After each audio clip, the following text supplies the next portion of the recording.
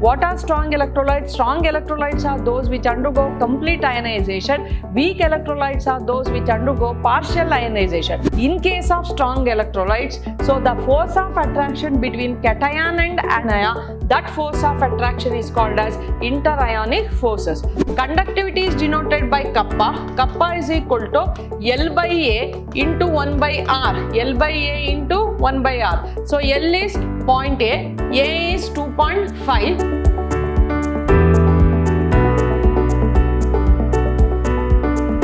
Hello my dear students, I am Renuka Ashok, Department of Chemistry, Vidhyaashram Pre-University College, the Temple of Excellence, Mysuru. Welcome to third session of Electrochemistry chapter. In the previous sessions, that is in the first and second session, I discussed about what is electrochemistry, the importance of electrochemistry, as well as different terminologies, resistance, resistivity, conductance, conductivity, as well as cell constant. Today in this session, in the third session, I am going to discuss about few concepts. Before that, in the second session, I discussed about the conductance of electrolytic solution, resistance, cell constant, conductance, conductivity, numericals, as well as molar conductivity and equivalent conductivity. What's the difference between molar conductivity as well as equivalent conductivity? Molar conductivity is due to the conductance of all the ions present in 1 mole of an electrolyte. Equivalent conductivity is the conductivity due to the ions present in 1 gram equivalent weight of an electrolyte. 1 gram equivalent weight of an electrolyte. Now in this session, what are the factors which affects conductivity as well as molar conductivity? Conductivity as well as what? Molar conductivity. Some of the factors which influences conductivity as well as molar conductivity, Kohlraasch law as well as the applications of Kohlraasch law. So today in this session, I am going to discuss about the factors which influences both conductivity as well as what? Molar conductivity. Conductivity and what?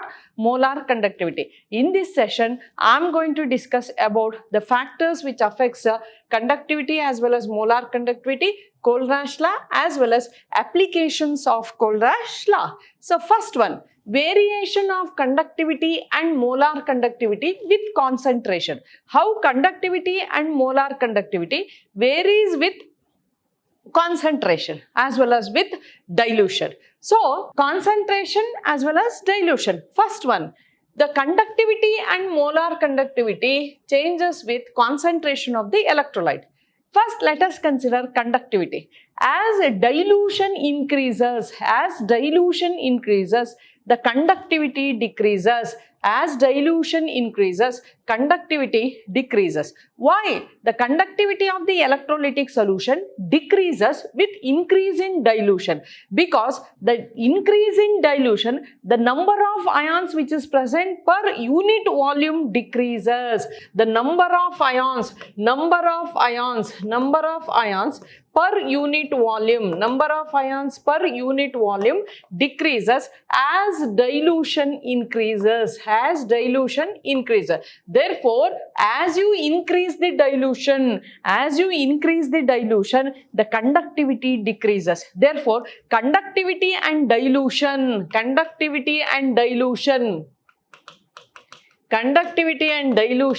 are inversely proportional to each other. Conductivity and dilution are inversely proportional to each other. As dilution increases, the conductivity decreases. Why? As dilution increases, the conductivity decreases. Because as the dilution increases, the number of moles of ions per unit volume decreases. Hence, conductivity decreases. Therefore, conductivity and dilution are inversely proportional to each other, because as dilution increases, the number of ions per unit volume decreases. Conductivity and dilution are inversely proportional to each other. Now, second one, consider molar conductivity.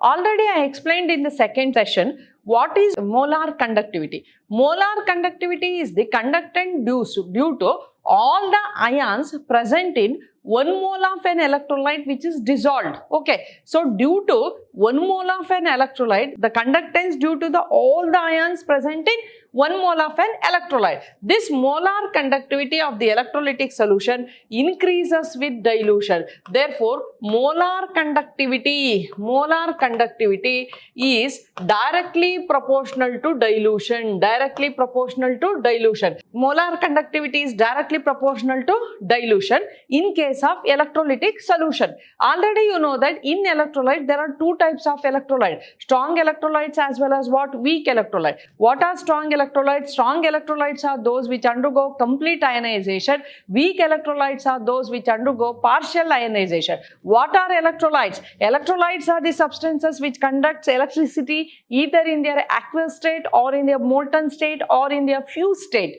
So these electrolytes are classified into two types, strong electrolytes as well as what? Weak electrolyte. In case of strong electrolyte, the interionic interactions decreases with increase in dilution. What is the in case of strong electrolyte? The interionic force of attraction. Interionic force of attraction decreases with increase in dilution. Therefore, molar conductivity increases. As dilution increases, its interionic force of attraction decreases. Therefore, molar conductivity increases. So, as dilution increases, ionic interactions decreases. Therefore, molar conductivity increases. Therefore, in case of strong electrolyte, as dilution increases, the molar conductivity also increases because of the decrease in the interionic interactions. This is about strong electrolyte. In case of weak electrolyte, as you know, weak electrolytes are those which undergo partial ionization. For example, when you consider 1 mole of an electrolyte, not 1 mole of an electrolyte undergo complete ionization. Maybe 0.8 mole undergo ionization, 0.9, less than 1 mole undergo ionization. The part which undergo ionization, that is denoted by alpha. That alpha is called as degree of dissociation. Okay, so out of 1 mole, the part which undergo ionization, so it get ionized. So the part which is not get ionized, that is known as unionized electrolyte. What happens? Go on adding water, or by increase the dilution, the ions which are not ionized, they start to get ionization. It undergo ionization. Therefore, during dilution, in case of weak electrolyte, the number of ions increases. The total number of ions increases. They undergo ionization. Therefore, the molar conductivity also increases. See here, in case of weak electrolyte, the degree of dissociation is denoted by alpha. So, when you add water or goes on increase its dilution, its degree of dissociation increases with the increase in the dilution. Hence, the total number of ions in the solution containing 1 mole of electrolyte dissolved also increase. Therefore, the molar conductivity also increases. Therefore, conductivity is inversely proportional to dilution. Molar conductivity is directly proportional to dilution. But while explaining molar conductivity, you have to take case 1 and case 2. Case 1 is strong electrolyte. Case 2 is weak electrolyte. In case of strong electrolyte, as dilution increases, interionic interactions decreases, the molar conductivity increases. In case of weak electrolyte, as dilution increases, its degree of dissociation increases. Degree of dissociation is indicated by alpha. As its degree of dissociation increases, the molar conductivity also increases. So, from this one you can say conductivity is inversely proportional to dilution. Molar conductivity is directly proportional to dilution. This is how the conductivity as well as molar conductivity, how it is related with dilution or it is related with concentration. Now, for strong electrolyte, there is no increase in the number of ions with dilution because strong electrolytes are completely ionized. Already I said that strong electrolytes are those which undergo complete ionization, weak electrolytes are those which undergo partial ionization. In case of strong electrolyte, during dilution, there is no question of further ionization, there is no question of further increase in the ions. But in concentrated solution of strong electrolyte, there are strong forces of attraction between the ions of opposite charges are called as inter-ionic forces. What are inter-ionic forces?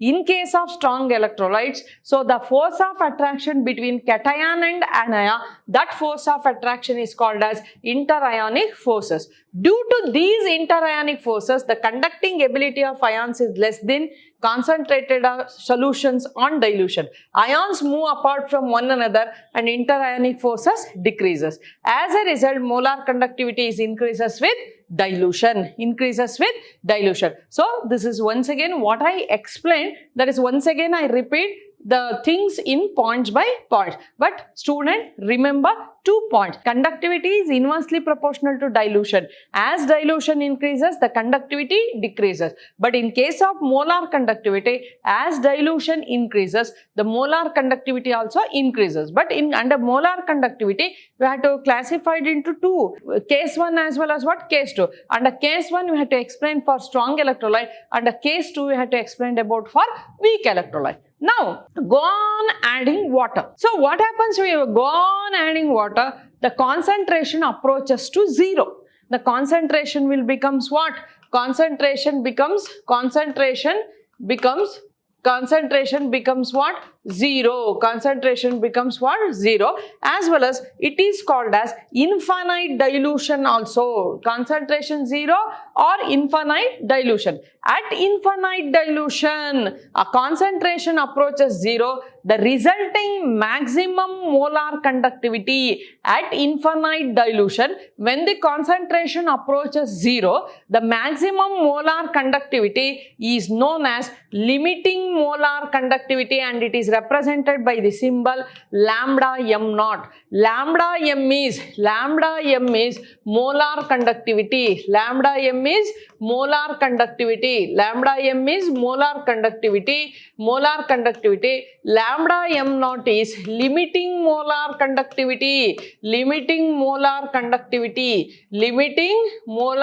conductivity. So therefore, molar conductivity as well as what? Limiting molar conductivity. Molar conductivity is denoted by lambda m. Limiting molar conductivity is denoted by lambda m naught. What is, my dear student, what is limiting molar conductivity? Limiting molar conductivity is the maximum molar conductivity.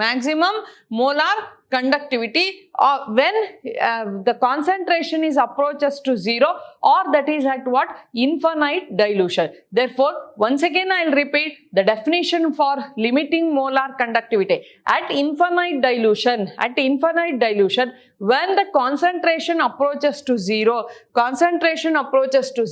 the resulting maximum molar conductivity,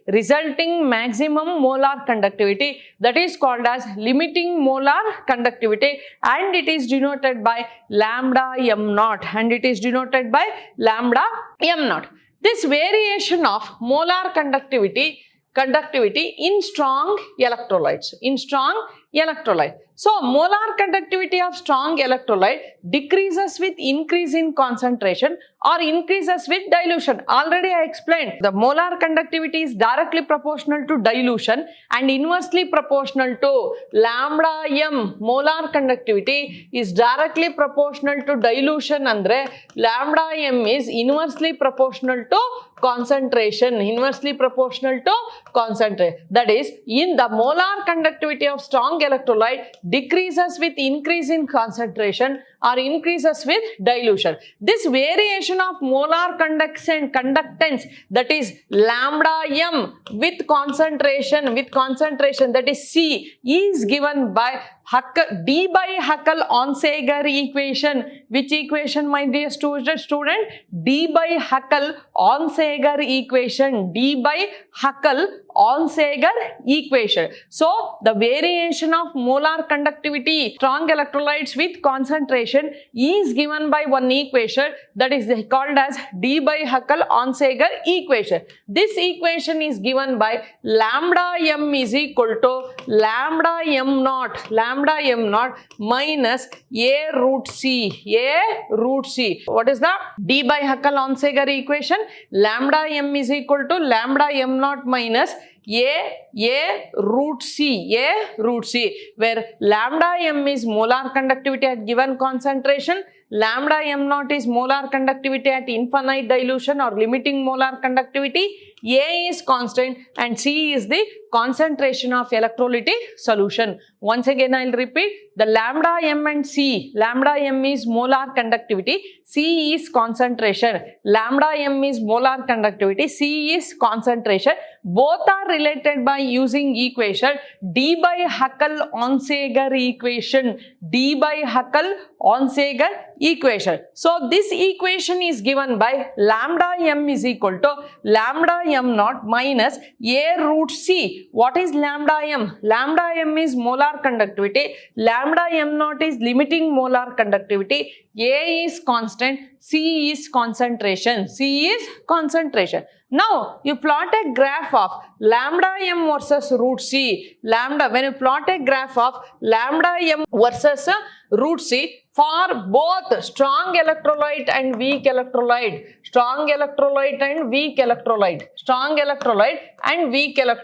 Acetic acid is what? Weak electrolyte. When you plot a graph of lambda m versus root c for strong electrolyte is KCl and weak electrolyte is what? Acetic acid. So for strong electrolyte you will get a linear graph or straight line. For weak electrolyte we will get curve. For strong electrolyte we will get what? Get straight line. Strong electrolyte I had taken example KCl. For weak electrolyte I had taken example acetic acid. Please observe the graph. I plotted a graph of lambda m versus root c, lambda m versus root t. Are you observing, my dear student? For strong electrolyte you have got straight line. For weak electrolyte you will get a curve. When this straight line is extended to this zero line, so the distance, this is known as lambda m naught. This distance is known as what? Lambda m naught. But for weak electrolyte the curve is not touches this line, that is this y-axis, therefore it will extended, you will get only curve. But in case of strong electrolyte, when you extend this straight line, when it touches this y-axis, and this distance is called as what? Lambda m naught.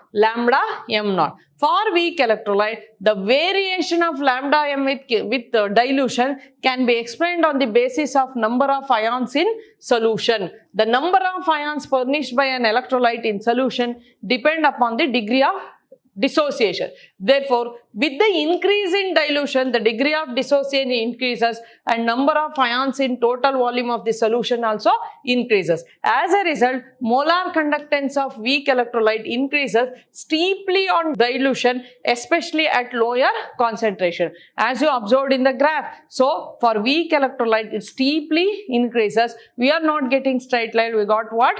Curve. Limiting molar conductance of weak electrolyte at infinite dilution cannot be obtained by extrapolation of lambda m to zero concentration. We can't extend. For straight line, for strong electrolyte, see here, for strong electrolyte, by extending this line to zero concentration, we'll get delta m and not value. But here, this is increases very steeply. As I extended, it does not touch us zero concentration. Therefore, at infinite dilution, electrolyte dissociates completely. So, such a low concentration, the conductivity of solution is so low that it cannot be measured accurately. Therefore, lambda m naught or limiting molar conductivity of weak electrolyte. Okay, how can you get the lambda m naught of strong electrolyte? Lambda m naught of strong electrolyte is obtained by plotting a graph of lambda m versus what? Root c. You got straight line. That straight line is extended to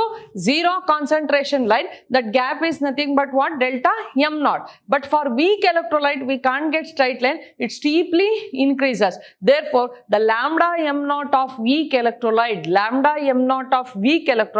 can be obtained by one law that is called as Kohlraasch law of independent migration of ions, which an Kohlraasch law of independent migration of ions. So, what is Kohlraasch law of independent migration of ion? Kohlraasch law of independent migration of ions. So, this law states that limiting molar conductivity of an electrolyte can be represented as the sum of the individual contributions of anion and cation of the electrolyte. Kohlraasch law states that Kohlraasch law is applicable for weak electrolyte. Kohlraasch law states that, so the lambda m naught, limiting molar conductivity of weak electrolyte is nothing but, so it is the sum of the individual contributions of cation and anion. For example, I am going to take NaCl, sodium chloride. It ionizes as Na plus and what? Cl minus. Therefore, lambda m naught of NaCl is lambda naught of Na plus, lambda naught of what? Cl minus. That is, limiting molar conductivity of NaCl is nothing but sum of the limiting molar conductivities of cation and anion. So, for example, lambda naught of Na plus and lambda naught of Cl minus are the limiting molar conductivities of sodium and chloride. Then limiting molar conductivity of sodium chloride is given by adding limiting molar conductivity of cation as well as anion. This. Now problem. A 0.1 molar formic acid solution, when placed between two electrodes, each having an area is 2.5 and separated by 0.8 centimeter, has a resistance of 6956 ohms.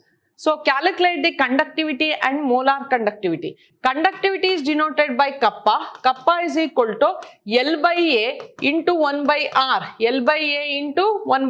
So, L is 0.8, A is 2.5. So, 1 by R 6956. Therefore, we will get 4.6 into 10 to the power of minus 5. So, what is the formula to find out conductivity kappa?